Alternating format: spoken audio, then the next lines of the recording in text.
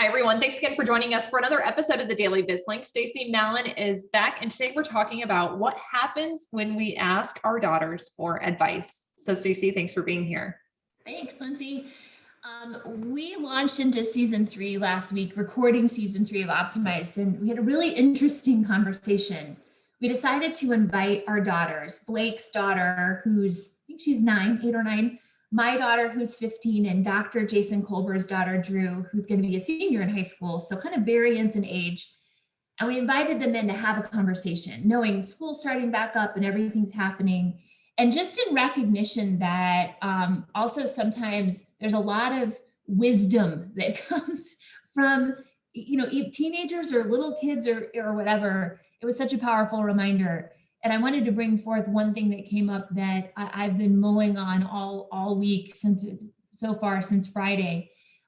We asked our daughters, what's one piece of advice out of the last year and a half that you would remind us of, knowing we're going back into sort of uncertain times? Kids are going back to school, but we're watching kind of COVID uptick again. So that's creating anxiety. And so there's a lot of anxiousness happening. And that's evidenced also by claims data and historical data, by the way, on healthcare plans.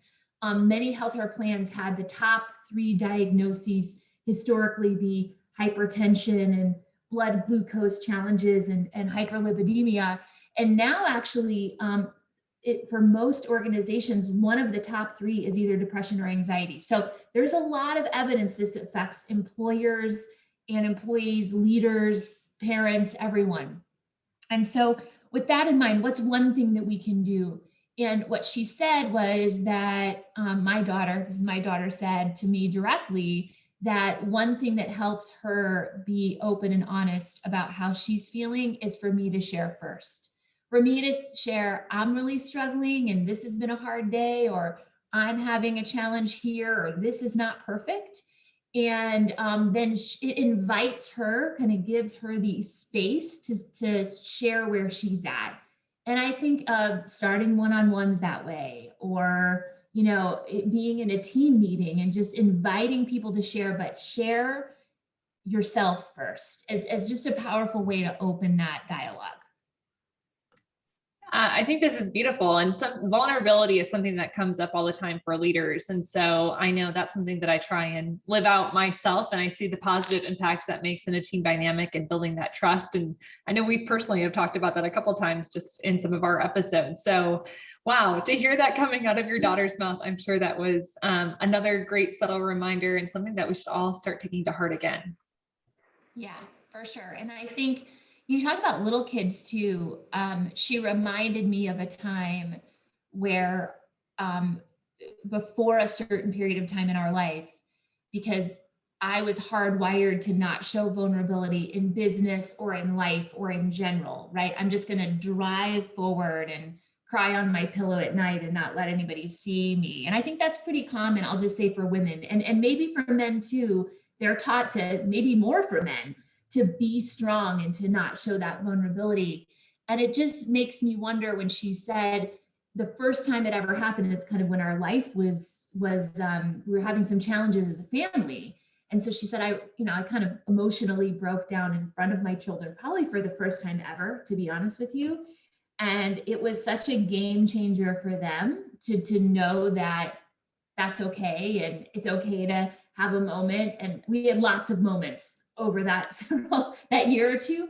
But I think it changed our relationship for the better, to create more honesty and invite them to share. So I think just don't be afraid, whoever you are, to share that vulnerability. And we've talked about this before, Lindsay, like there's no line. I mean, I'm sitting at my house. I don't know if you're at the office at your house, but there's not a line anymore between your life and work. And so it's just a good reminder that it holds true in this space as well, just having these conversations. Absolutely. Well, Stacie, for those that haven't tuned into your podcast before, can you just remind everybody about where they could find it if they want to listen to that episode? I would love to. So Optimized AF is on YouTube, Spotify, iTunes playlist, really easy to find. So it's just Optimized AF. You can kind of fill in the blank as to what that is. And really our whole mantra is life is hard, we make it simple. We take really complex things. Let's talk about talking to our daughters. It's a really complex thing. How can we give you actionable things to walk away from? And sometimes we do book reviews like Atomic Habits, which is an amazing book with 1,000 things you could apply to your life. But what are kind of the top 3 resonant things that we found are the most applicable? So we try to take really complex things and optimize them down to super, super simple. That's our whole mantra. And Blake and I are both executives, parents, spouses, children, like all the things, right? And we're both in our, well, some of us are in our 40s. I think he might be late 30s, early 40s, but we're all in that part of our life where you have all these competing priorities. So it's whatever's relevant to that space of having all those competing priorities too. You just don't have enough time sometimes to figure it out. And that's our whole goal. Great. Well, if you enjoyed today's episode, I'm hopeful that you'll tune into that other episode of the Optimize AF podcast.